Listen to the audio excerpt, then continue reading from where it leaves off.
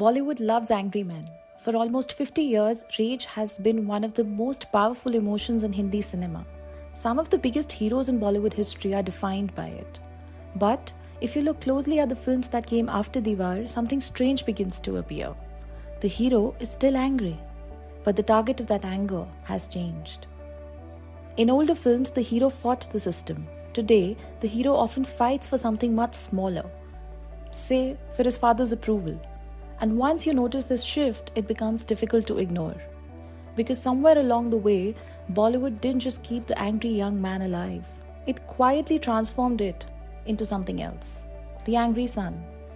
To understand the angry son, we have to go back to the OG of this genre, the classic Hindi film Deewaar starring Amitabh Bachchan and Shashi Kapoor. Written by Salim Khan and Javed Akhtar, the film introduced a character who defined an entire era or even a generation: Vijay. But Vijay isn't just a dramatic hero. He was a social response.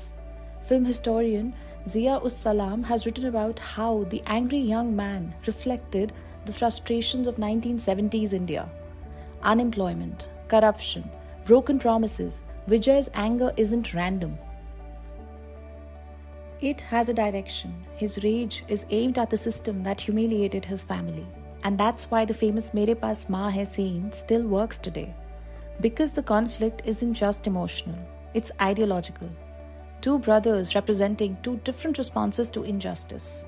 We can understand this better on a deeper level if we looked at the work of the American writer and mythologist Joseph Campbell.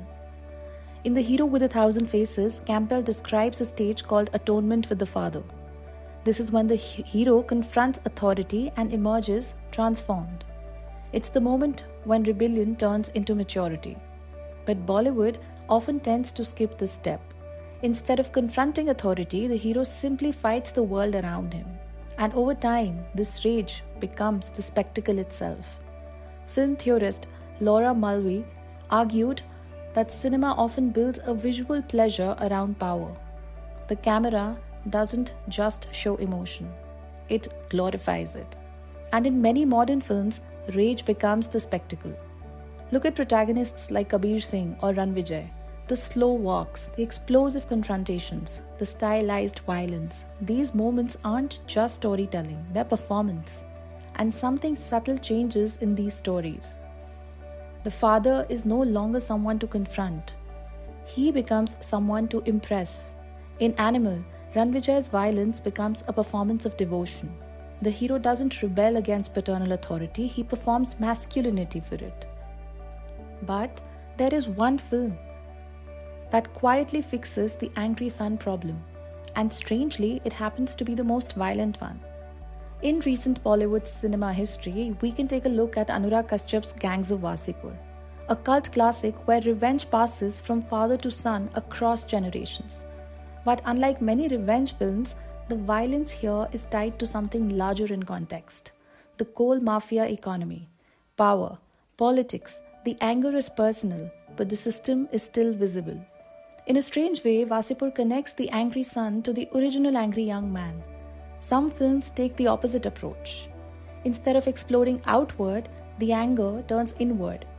In Tamasha, the hero's conflict isn't just with enemies. It's internal. It's with expectations, especially those imposed by family.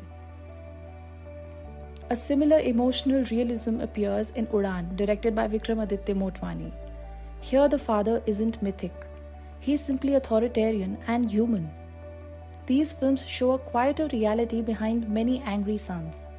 Sometimes rage isn't rebellion, it's survival. Psychologist Alice Miller offers an interesting explanation to this. She argues that emotionally neglected children often develop a suppressed rage. The anger can move in two directions then. It can either go outward or be directed inwards. Ranvijay represents the outward explosion in Animal, while Ved in Tamasha represents the inner collapse of his well-being. And our reaction to these characters reveals something uncomfortable. We may simply prefer watching rage destroy the world instead of watching someone confront themselves. The angrier the hero becomes, the bigger the success. Except when the story asks him to look forward. The angry young man once represented a generation fighting the system.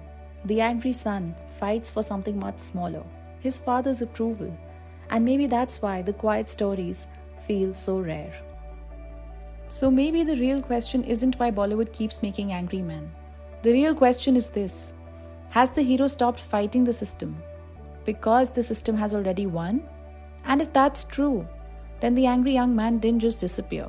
Perhaps he simply grew up and became the angry son. If you enjoy such insights into cinema, culture, and the stories around it, please don't forget to like, share, and subscribe to the channel. Because sometimes the most interesting thing about a movie is what it reveals about us.